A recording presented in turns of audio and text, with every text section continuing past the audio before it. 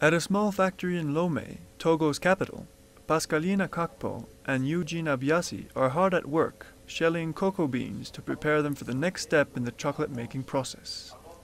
At the moment I'm shelling the cocoa beans. You need to shell it to get to the nut inside, as you can see, but well before that you need to roast them before you shell them.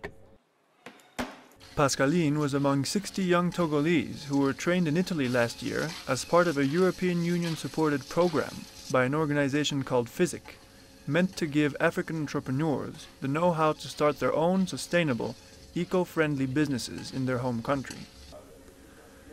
When they returned home, Pascaline and Eugene decided to start their own chocolate business.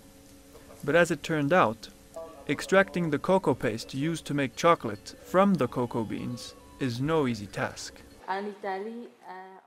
In Italy, we only learnt the process starting with the cocoa paste, how to obtain the chocolate.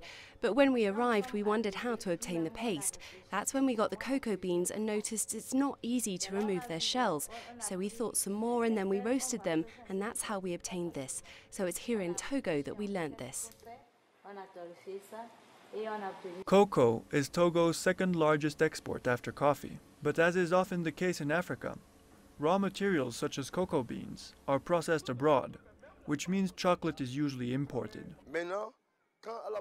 Now, the way we have been trained, we were forced to import the paste. Then we asked ourselves, how can we have the cocoa beans, yet we still have to import the paste? So we arrived at the last decisive stage, where we can produce ourselves our own cocoa paste in the quality we want.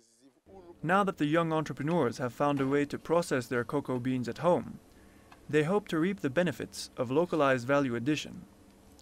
If they can find a market for Chocotogo, profits will be much higher than if they had imported cocoa paste from abroad. At a public serving where cake made from Chocotogo was served, Lomé residents said they enjoyed the chocolate and would be willing to support the local brand. I think our brothers and sisters started to produce chocolate with our cocoa. It's a good initiative, one to be encouraged, and you should definitely consume Togolese chocolate. It's a real pleasure. We used to only eat foreign chocolate. The one made in Togo is a thing that needs to be encouraged.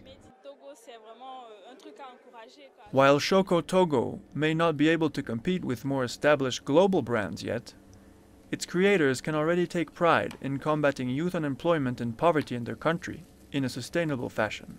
And if the smiles on the faces of the Chocotogo converts in Lomé are anything to go by, Pascaline and Eugene may very well have the opportunity to bring their chocolate to consumers in Europe and beyond. Simon Bouvier, CCTV.